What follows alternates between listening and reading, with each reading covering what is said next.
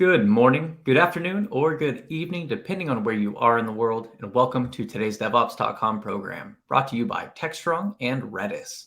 My name is Cody J. Brown. I'm the host of Techstrong Learning, and we have an exciting program ahead.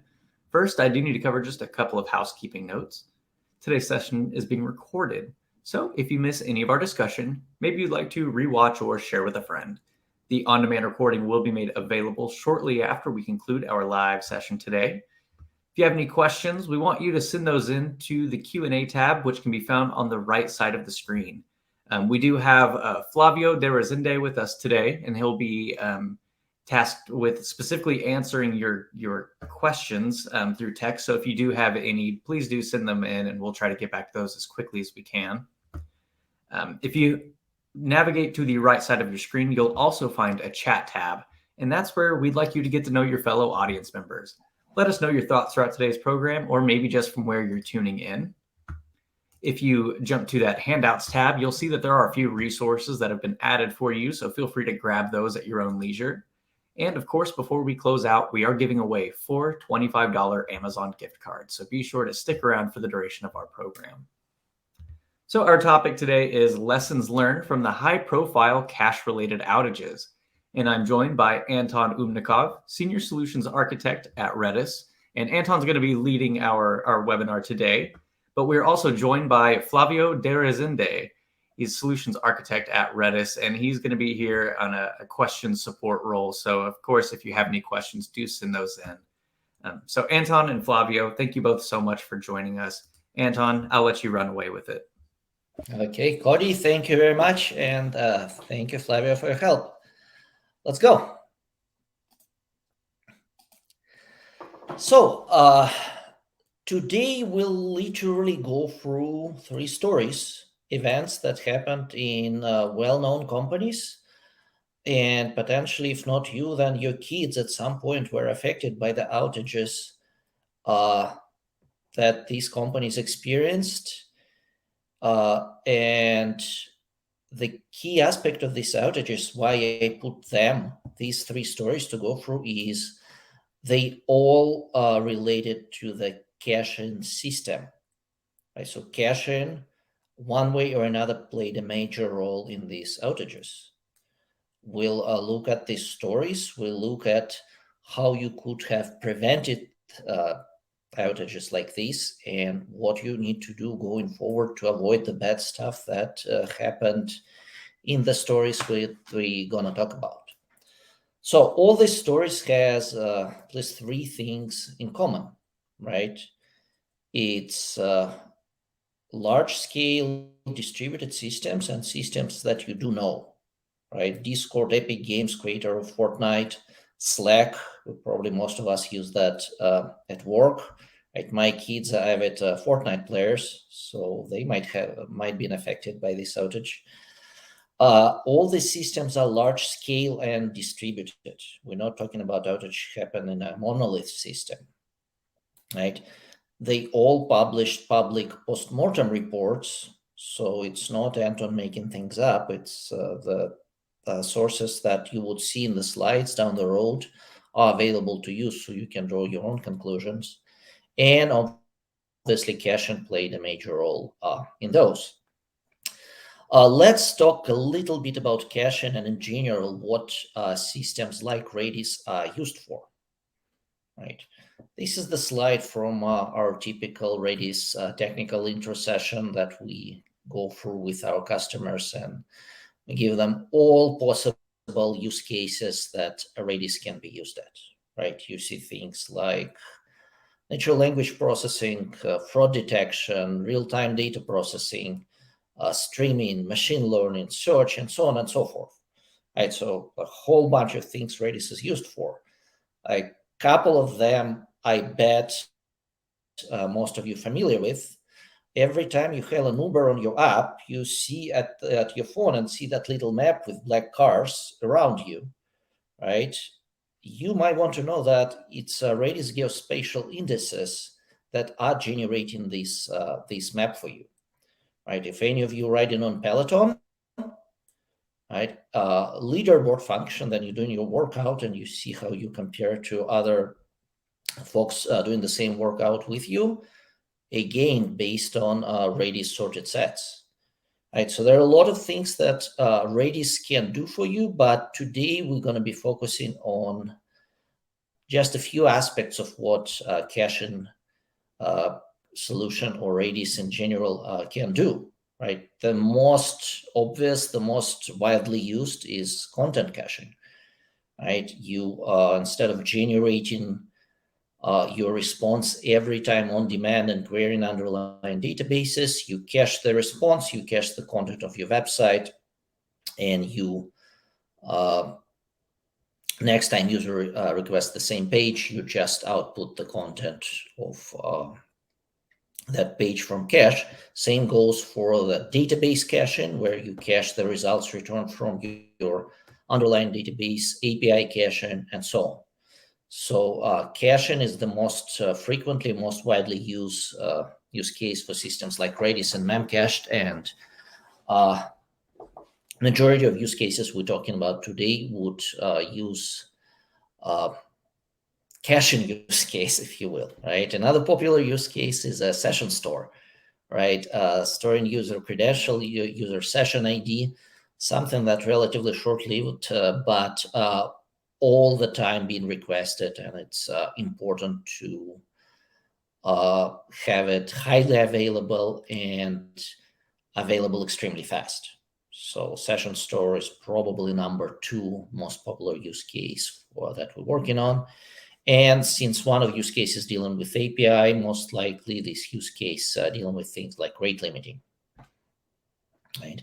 But that doesn't mean that other use cases doesn't have a play in these companies or in these situations. But let's concentrate primarily on caching today. Right, so caching plays 2 roles. It accelerates, it gives results to end user faster. The second, sometimes overlooked role of caching, it significantly decreases the load on the underlying systems. Like if you have your Redis or your Memcached being cached for, let's say, Postgres or MongoDB, right, then having this cache in front of the main database significantly reduces the load on the underlying database, on the main database in your system, right? And that's actually probably the most important relationship and one of the use cases, and a third use case that we're going to talk about, right? So enough about caching and what Redis and Memcache can do for you there. Let's talk about large-scale distributed systems. And talk about that. My favorite way of introducing distributed systems or large-scale systems is quote from Dr. Werner Vogels of AWS, and his famous quote is, "Everything fails all the time." Right, and even if you read the AWS SLA, their legal mumbo jumbo about how reliable the system is, you can find traces of that statement in there.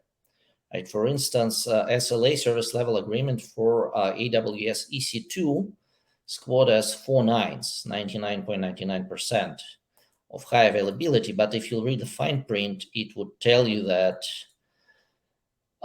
that's for system with all running instances deployed concurrently across 2 or more availability zones in the same region. So it's not availability of the single EC2 instance. It's availability over the system or multiple EC2 instances that deployed across at least 2 different availability zones.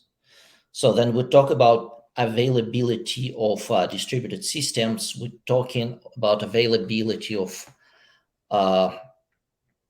cluster or collection of multiple instances, multiple resources that deployed across what is known as failure domains.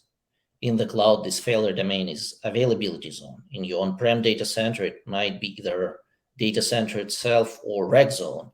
In Kubernetes, it's different Kubernetes nodes. So every single individual component, individual EC2 instance, individual pod within Kubernetes deployment can fail at any time. It doesn't consider it outages, doesn't consider it a violation of your service level agreement. Right? If one of the components fails, what happens is a failover.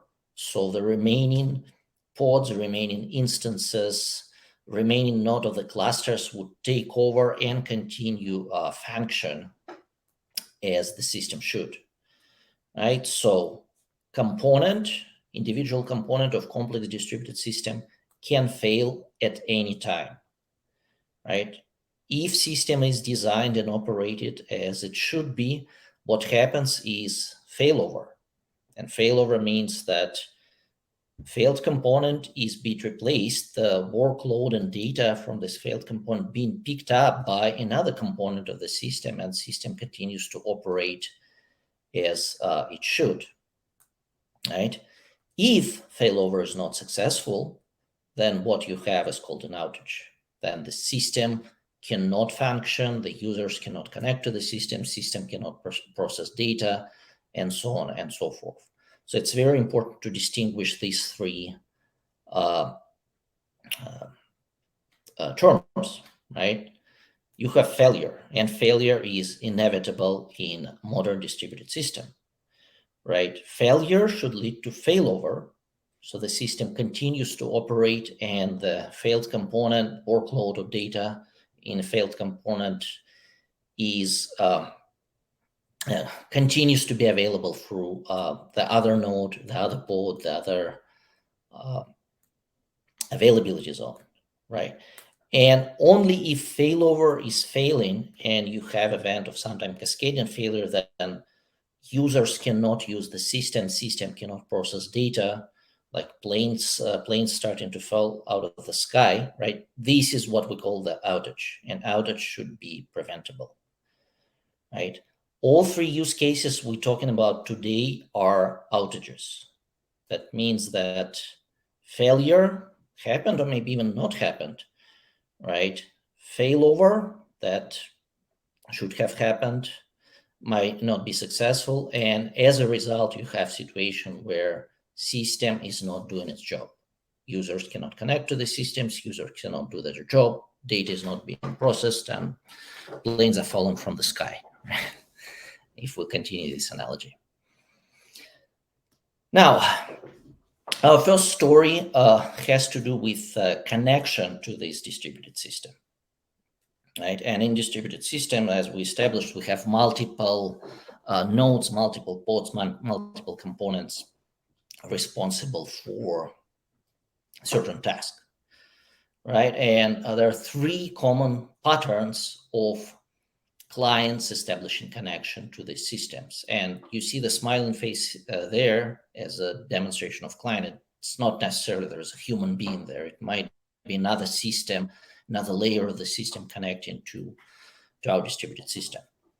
Right. The most widely used way of connecting to that system is called reverse proxy. So widely used for systems that are stateless, that don't have to maintain any data that are specific to the connection. Right. The good examples of reverse proxy would be your load balancers or ingress controller in Kubernetes systems. But again, we most frequently see those in the for the stateless workload, right? Sometimes, and the next two are more frequently used for the things like databases where you have state to maintain, there you have data that should survive the failure, right? To that system, you frequently see two kinds of access, right? One is the client is smart, so it is what we call it topology aware client. Client knows that that particular cluster consists of three nodes, and if the node that is currently acting like a primary fails by any reason, I should ask to other nodes who of them is primary and continue to work with those.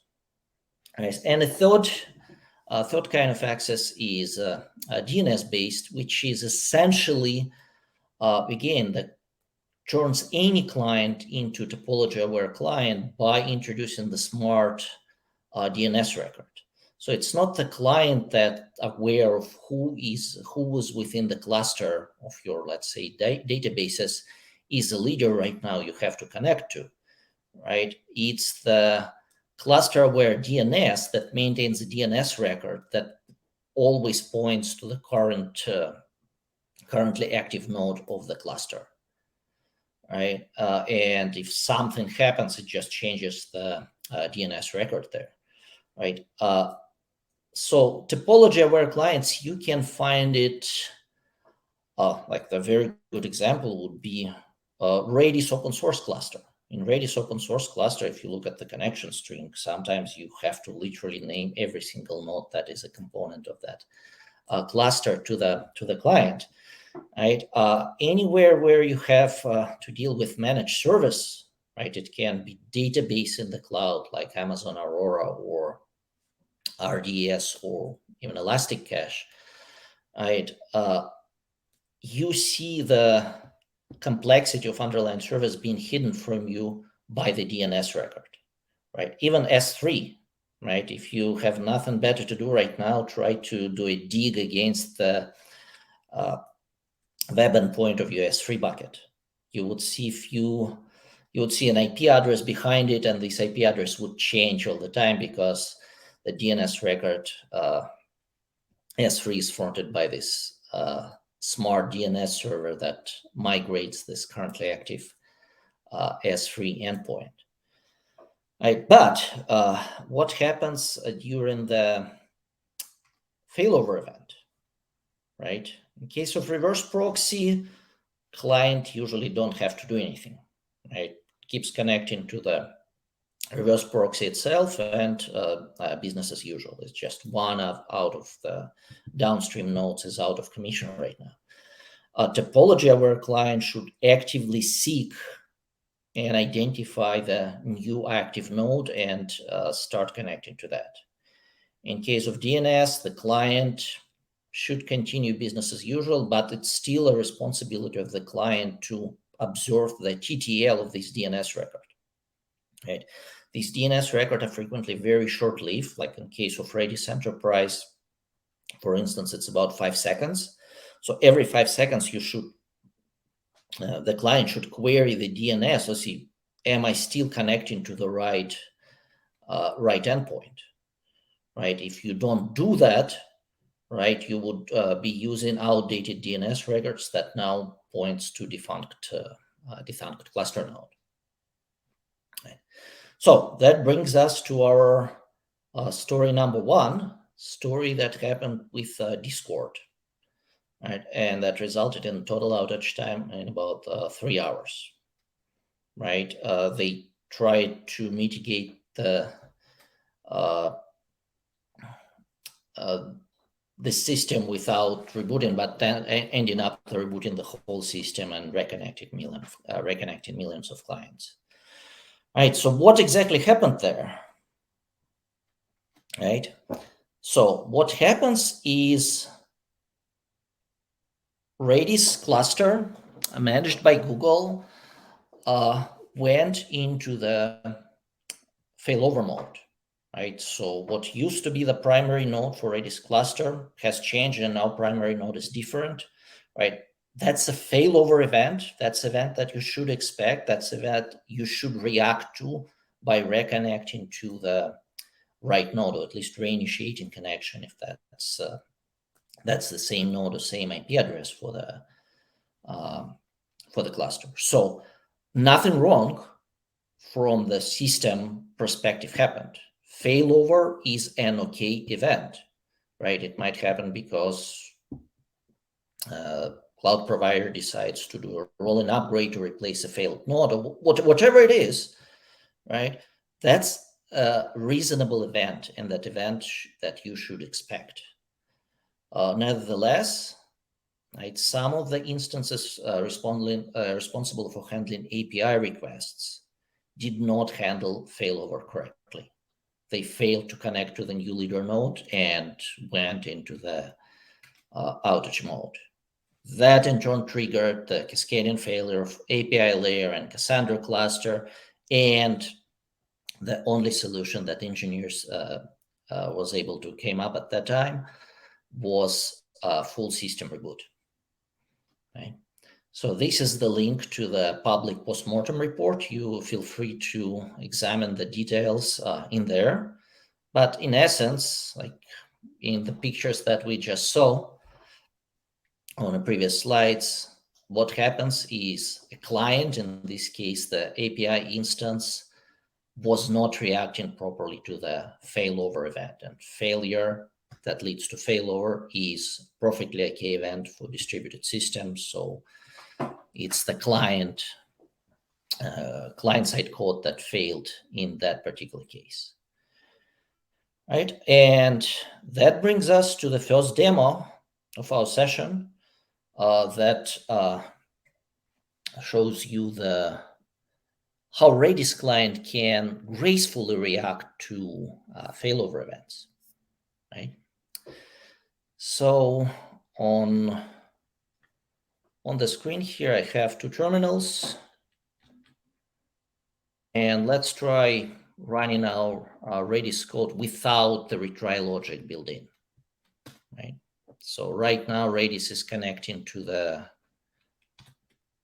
Python is connecting to the Redis server. It's all happening on my local laptop. And what I'm doing right now is I'm restarting Redis, right? Essentially emulating failover, right? And here we go. Like Redis successfully restarted, yet what we have as a result is a failure of our process, right? If I'll start the same process with retry logic on,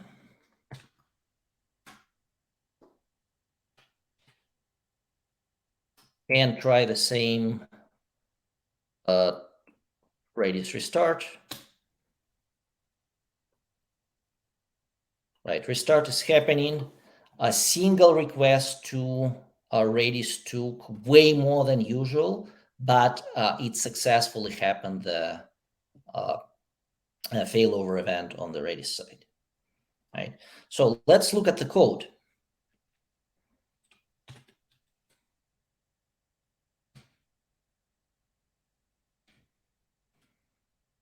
If we look at the code of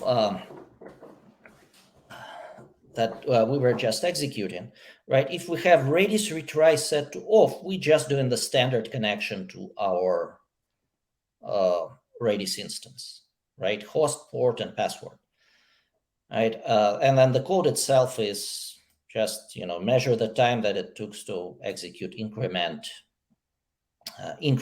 call towards the Redis database, right? If we turn on the retry logic, right, the different path kicks in, right, that says we are now retrying on this set of errors, like connection error, connection refused error. This is what you'll get if the failover event is happening. So you're trying to reconnect, you're trying to read the DNS record and so on, right? And what we're doing is we're doing exponential backoff. Right. This is, again, exponential backoff. If you read any best practices of how do you do distributed systems, you would see the mention of exponential backoff there. Right. What's important is we have changed the connection string, or the way we connect to the database, from this to this. Like, in fact, it's not that big a change, right? But we haven't changed the application code. Right? You might think like, oh no, you're telling me that I need to trap all the errors throughout all my code, and if something is not working, I have to write a lot of try-catch logic. Not necessarily. Like, if you're using the right client, right Redis client, I can speak for Redis, but I bet other databases have the same in their logic, right? You can add this retry logic on a very high level, on the level of your SDK or the client library that you use to connect to the database, right? Let's do another thing.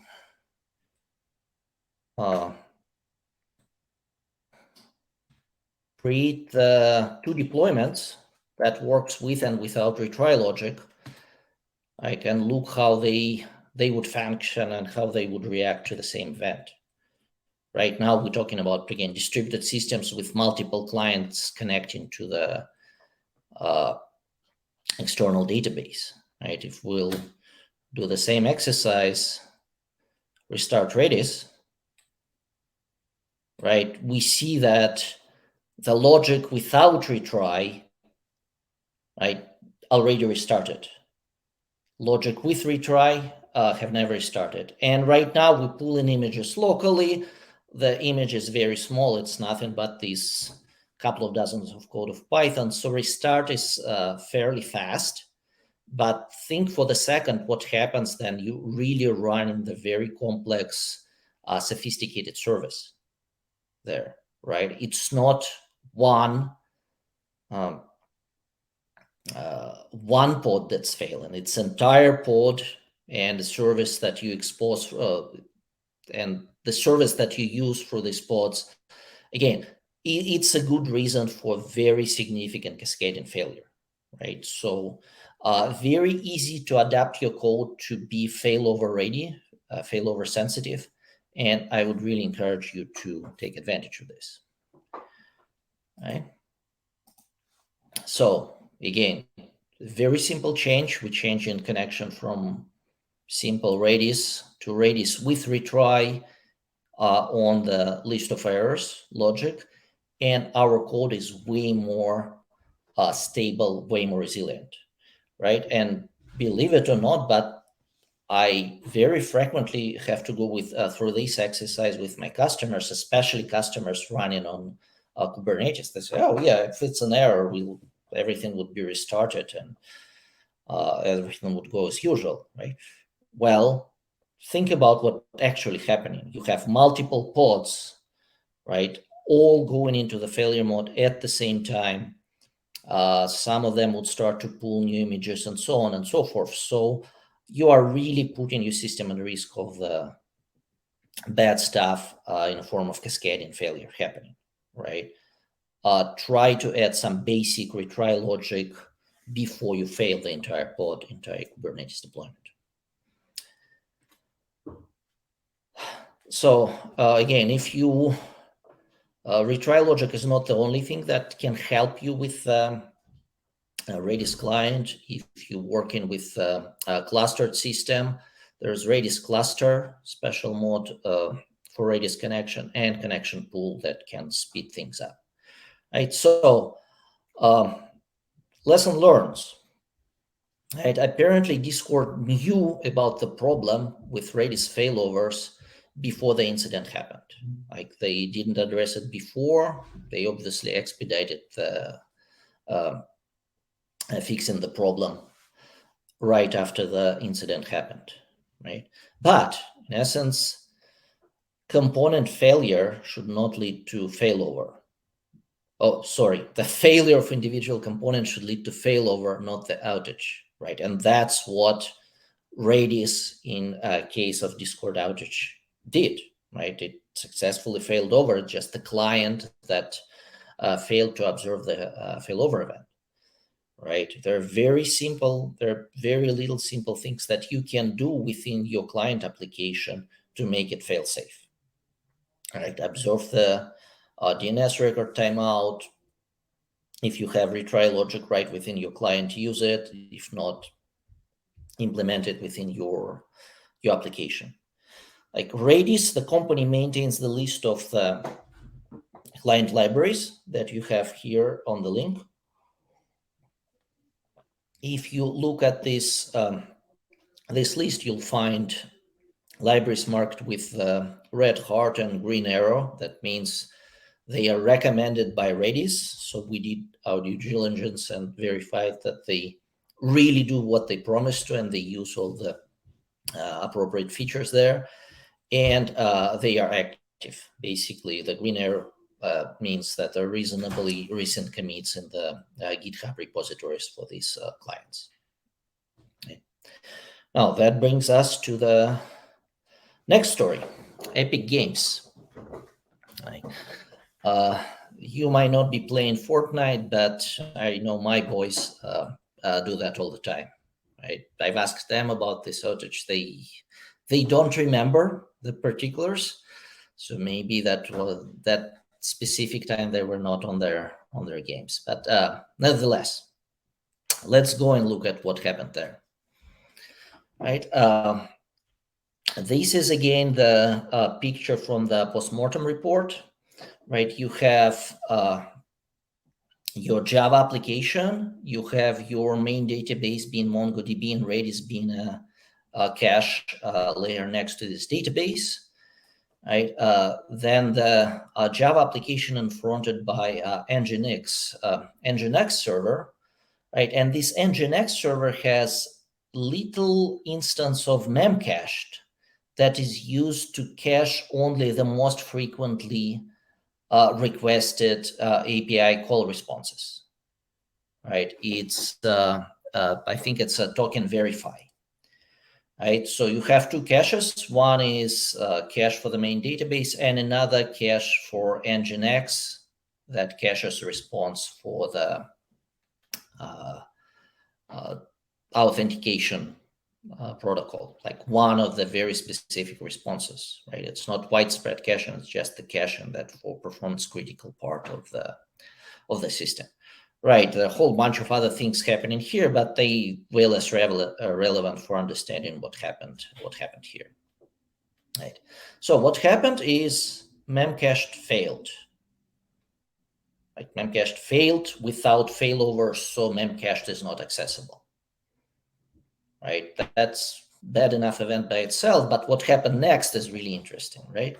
Usually then you can't access data from cache, you just reach back to downstream system and get the data from, like in this case, Java, right? Which what's supposed to happen and happened, right? And that's how caching system should actually work. It would be slower, but it shouldn't lead to catastrophic event. The problem is that the Nginx to memcached integration was configured with 100 millisecond timeout. So Nginx would reach out to memcached and wait for 1/10 of the second until declare data non-existing in memcached, and therefore reaching out to the Java, right?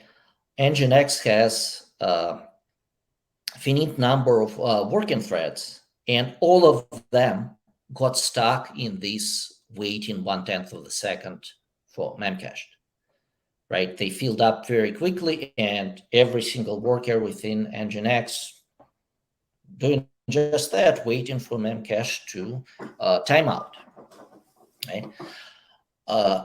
Well, that obviously make the memcached and underlying Java unavailable, but it also fail. Also, the health check that load balancer would use to identify if the server is able to receive connections or it should be recycled, right? The health checks start to fail for the same reason. Nginx is busy waiting for memcached timeout. Okay? So if the health check is failing, what happens? Like autoscaling group should declare this instance failed and just recycle it, right? And nodes taken out of rotation, and therefore you have full system downtime because no user can connect to the system because there's no active servers in autoscaling group other than the services that are already waiting for this Nginx 1/10 of the second timeout, right? We have a full system downtime. Right? Again, the link to the postmortem report, so you can draw your own conclusions. On there, Epic has actually published a very good course of actions on what they did to mitigate the situation, right? The first step they did is they tried to isolate this memcached sensitive part of the application by redirecting all the other requests bypassing Nginx and going directly to the Java application. And they, at the same time, significantly increased capacity of the memcached system, right? And that obviously followed by the removing of Nginx and memcached altogether out of the equation, right? That's what Epic did. I think that was the right course of actions to take, right? Some lesson learned for me personally, right? Then I just joined Redis. I say, yeah, Redis is cool, but why we support this memcache thing, right? And little did I know that when Nginx is very easy to implement and therefore very popular, very widespread. So at Redis Enterprise, we do have support for memcached API. So in theory, what Epic might have done instead is change their memcached instance with Redis Enterprise with memcached API. And that would boost the availability of this memcached subsystem up to 4 nines, 99.99% of high availability, though it would not solve the fundamental problem that if something wrong happens with the memcached subsystem or Redis Enterprise subsystem, you would still be stuck in this 100 millisecond timeout, right? It probably can be solved by changing the timeout and whatnot, but again, Epic decided to solve it differently, and I don't blame them a single bit, right? But again, the very interesting interconnection between easy to configure Nginx and memcached interaction. It's really straightforward, nothing new to install. Just point the Nginx to existing memcached, and it will start to do its magic, right? But ease of use comes with some unexpected consequences, like we've seen in that particular case, right? And the last story for today is the outage of Slack. It's fairly recent. If you were using Slack at the beginning of last year, like you were probably affected by this. I definitely was, and the entire Redis as a user of Slack was affected. And as guys at Slack themselves describe it, it's a textbook example of complex system failure, right? So, and it's really interesting to look at the components that were involved in the system to understand what actually happened, right? It's nothing like what we've seen in previous 2 incidents. All right, so high-level architecture of Slack. Slack would use Redis, which is managed MySQL database as their main database, and as their caching system that would use, again, memcached with MC router, the component originally developed at Facebook, to do intelligent routing of memcached requests across multiple memcached instances. Right? If you zoom a little bit at this caching layer, right, you have application, main database, and cache. Right? If you zoom a little bit in the caching layer, it would be a little bit more complex. Right? You have router directing a request to memcached, but the whole system has to be orchestrated.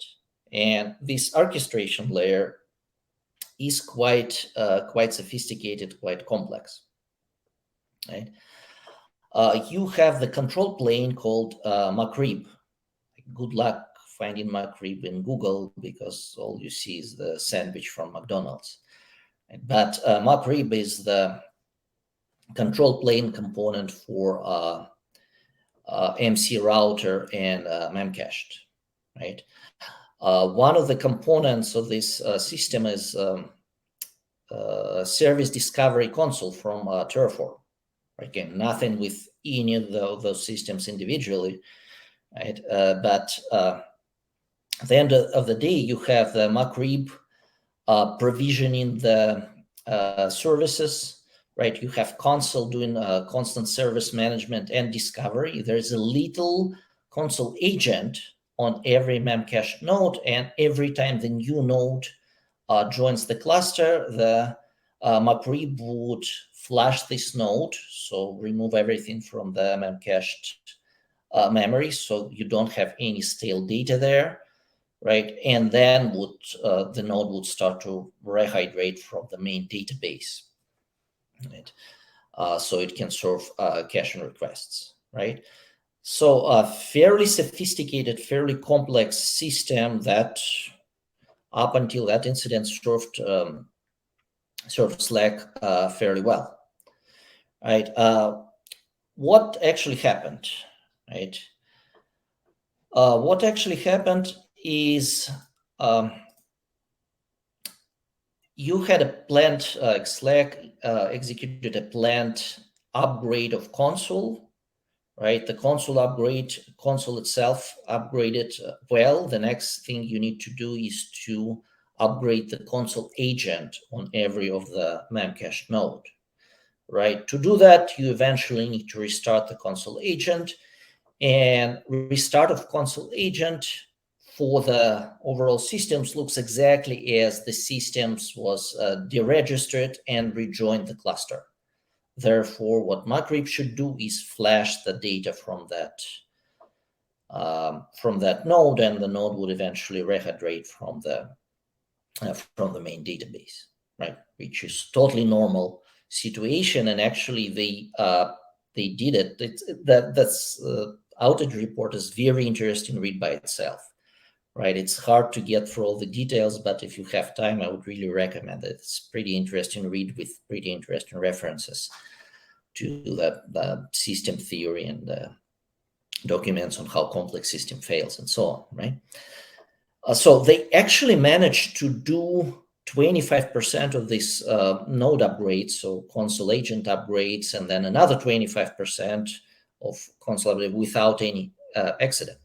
But the third time they tried it, and the load of the system was particularly high, right? And what happens is, obviously you don't have data in cache. Cache hits goes down, cache miss goes up, right? To rehydrate the cache, you need to increase the database hits. And the database hits in this particular moment of time increased significantly enough to noticeably increase the database response time. And then the database response time is too high, like you're turning into sort of negative feedback loop where like you just can't fill the cache fast enough before it expires. So you go in from the picture of like positive and happy feedback loop where you have a full cache that reduces the load of the database. Both database and cache are happy, and you go into the like really bad stuff mode where cache cannot fill up in time. That triggers additional load on the database, and the database cannot react fast enough to rehydrate the cache, and it's like really the whole system goes from the happy state to really unhappy state and down into cascading failure. Okay. If you look at the lessons learned, right, and look at the postmortem report, in fact, not a single individual component of the system failed. They all did exactly what they're supposed to do. There was no outage of the console level. There was no outage of mgrep or a router or memcache, right? It's just at some point that they went for the system boundary that turned system from the stable state to unstable state, right? That inevitably create unpredictable cascading failure, right? Like the question I would ask is, do you really want to be in business of maintaining such a complex system, right? The distributed caching system is complex, right? And maintaining the system with all the moving parts and components, maybe it's not what you should do as a company, right? But Slack choose to continue to do that, and again, that's their choice. We at Redis do that for a living. We maintain very complex, very highly available caching systems, And that brings us to the yet another demo. Right, I need to log into my Redis cluster. In this case, it's managed Redis. And on devops.com demo, I have a database, right, that is currently configured with 2 shards, right, and 10 gigabytes of the memory. Right. What I'll do right now is I'll start a workload that would constantly push data to that system. Right. So we're doing like close to 200,000 operations per second, right, on that particular system. What I'll do right now is I'll change the capacity of this database without restarting the client. Right, I change it to 4 shards and 20 gigabytes. Right, it warns me that the charges on the system would increase. I'm okay with that. But if I'll keep looking at my system, it continues to run, continues to go. Let me see if I can.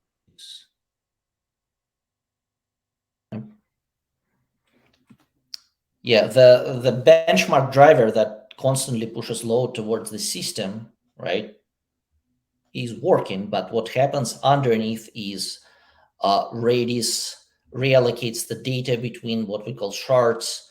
It redirects the data by the proxy from one shard to another, and so on. So a whole bunch of very complex, very sophisticated things happening. And sometimes you see the little dips in here, dips in response time and number of operations per second.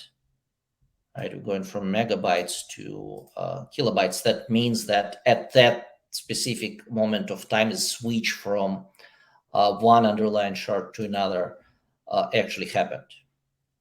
Right, but in essence, what I'm doing right before your eyes right now is I'm doubling the capacity of my cache. Like I have clients constantly hitting it, and without any data loss, without any downtime, the systems continue to work and continue to operate. Right, so if we, again, I wouldn't go into in-depth theory of how exactly that works, but actually the architecture of Redis Enterprise and Redis Cloud cluster is surprisingly similar to what you've seen in case of Slack and their system with memcached and MC router and so on. You have a proxy, intelligent proxy that redirects requests between shards. You have control plane.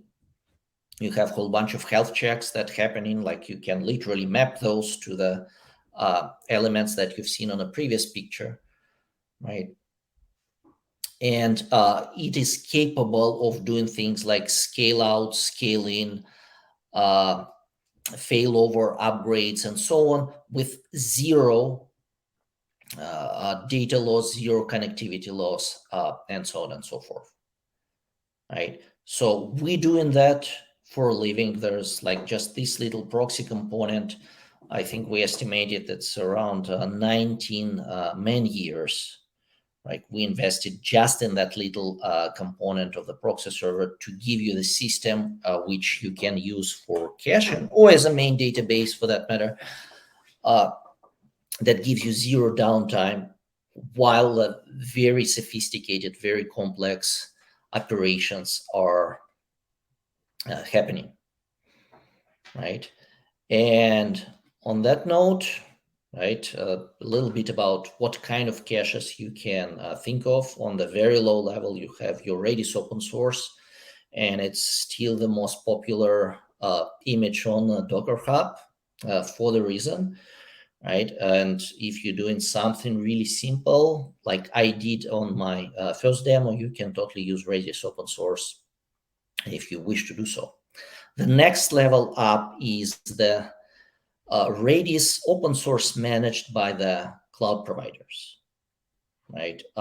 You can think of AWS or Amazon Elastic Cache, Google Memory Store, Azure Cache for Redis. They all, in fact, Redis open source, but managed by the cloud provider. And on the very top of this layer, you have Redis Enterprise, created by the company who is a creator of Redis. So we are both commercial vendors of Redis Enterprise and Redis open source, and the main contributor to the Redis open source. Right? If you look at the feature conversion, if you will, high availability for open source, it's all up to you how far you want to push it. All the cloud provider managed versions of Redis give you 3 nines of high availability. With Redis Enterprise, you have right away up to 5 nines, 4 nines of high availability in a single region and 5 nines if you deploy in a multi-region scenario, right? There's difference about who supports this. Do you have active geo-replication, and so on and so forth, right? And it's available on-prem, in the cloud, on Kubernetes, and so on, the same code base. You can even do active replication between on-prem system running either on VM or on OpenShift to the managed version of Redis Cloud in AWS, if you will. Right? And on that, right, the final slide of this presentation, you need to understand the nature of complex distributed system. Failure is inevitable. It would happen. You should be prepared to that and should make sure that failure leads to failover, not the outage, right? If you are working with Redis, or for that matter, probably the same situation exists for all the other databases, choose the client libraries with fail-safe features and activate them, right? Just using the right library without enabling the retry logic would don't do you much good, right?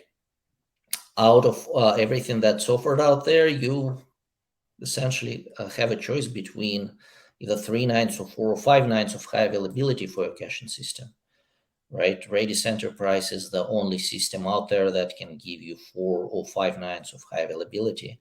And if you are trying to build complex distributed caching system that can handle things like no downtime upgrades, scale in, scale out, and so on, like, try to ask yourself the question: are you really want to be in that business?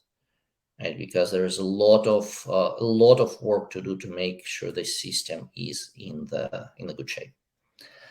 And on that note, there are a couple of giveaways besides the gift cards. Besides the Amazon gift cards, you can scan this to get either free caching assessment or the ebook. And I think we have a time for a few questions.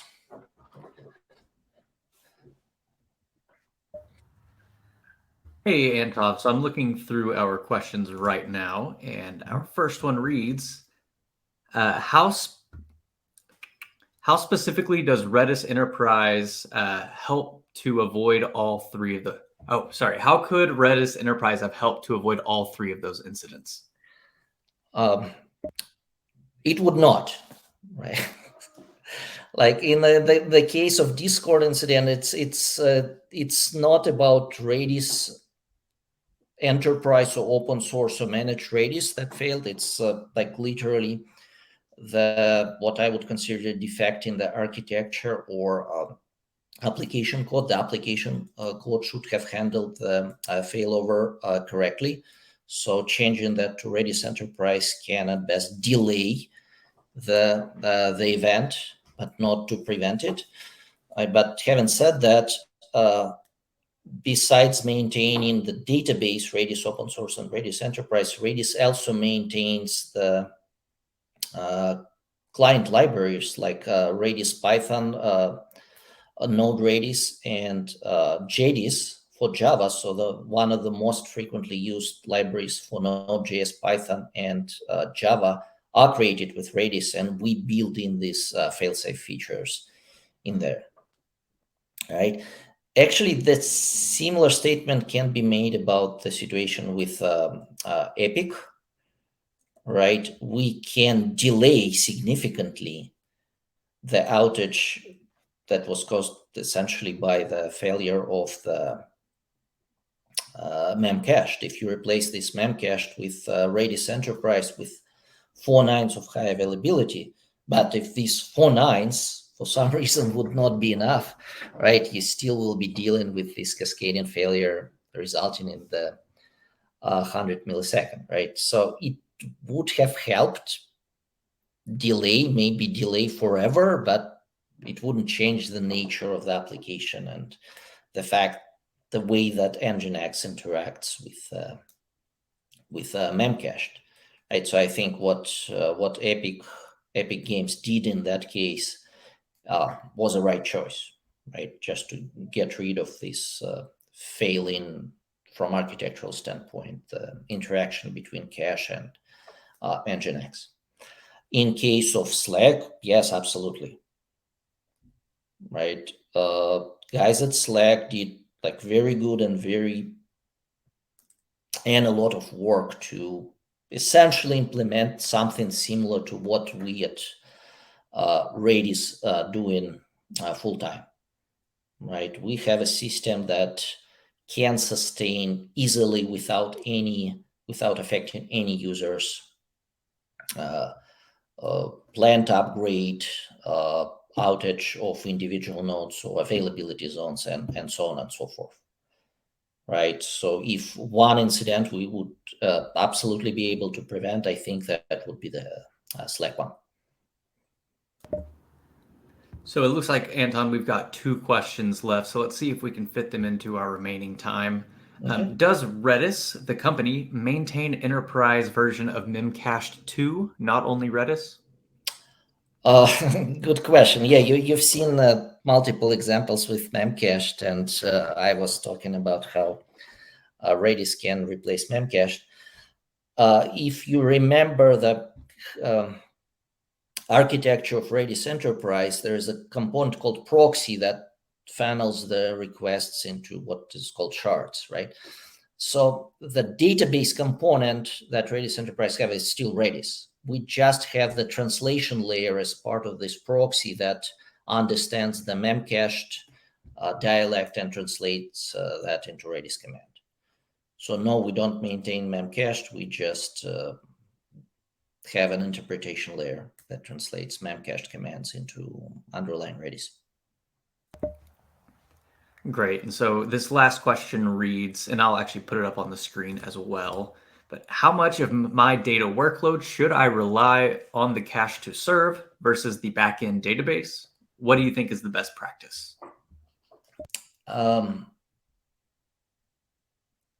It really depends on the application, right? In case of, again, Slack, for instance, data in cache is very time sensitive, right? So it's not a question of how much, but for how long the data should be stored in cache, right? On the other hand, we have customers who use Redis without any backend database and put all their data in Redis. They just activate persistence and use Redis as the main database.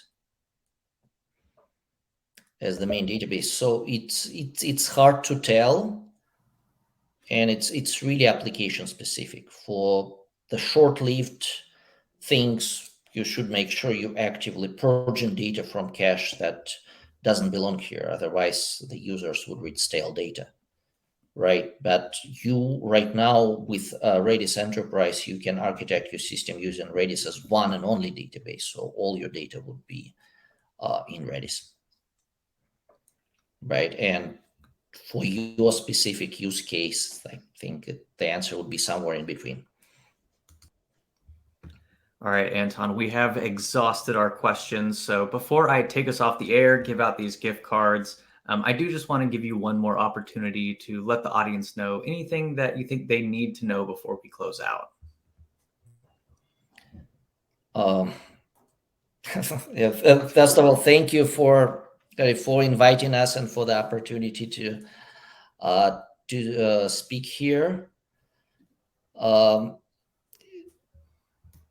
If you want to try Redis, it's very easy to do. Like the easiest way is probably to go and get started with Redis Cloud. You can get a relatively small instance of Redis Cloud free forever.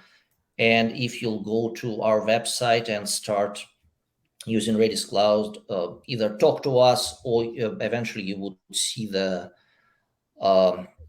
coupon that would give you a few $100 towards your use of Redis Enterprise Cloud. So if you want to just try it out and see how it works and try to replicate what I just did with expanding capacity of the node of the database, yeah, absolutely feel free. Right. And please reach out to us if you have any questions. We are around the world. We speak multiple languages. I'm personally in Canada, speak 2 languages. So, talk to us. Well, Anton, thank you so much for your time, both in presenting today and putting together the materials. And Flavio, thank you as well for your additional support on the back end. I really appreciate both of you adding us to your busy schedules. Okay. Thank you very much. So just as a reminder to our audience, the session was recorded. So you will be receiving an email with a link to access the recording on demand, or you can find it living on the DevOps website at devops.com/webinars, and be sure to look in the on-demand section. So to quickly give away our 4 $25 Amazon gift cards, our winners are Tamara B, Jags S, Jorley C, and Cameron M. So to our 4 winners, please keep an eye on your inbox to claim your gift card. But if you do not happen to see an email, do check your spam folder. I'd like to thank Redis for sponsoring today's program, and to everyone who has joined us today. Thank you so much for spending time with us. We really appreciate and value your time, but we also appreciate and value your feedback. So as soon as we close out of this program, there will be a survey that pops up on your screen, and we'd really appreciate your responses there. Otherwise, we do hope to see everyone at an upcoming Techstrong Learning program. Have a great rest of your day, and to the Redis team that was here today, thank you so much for being here.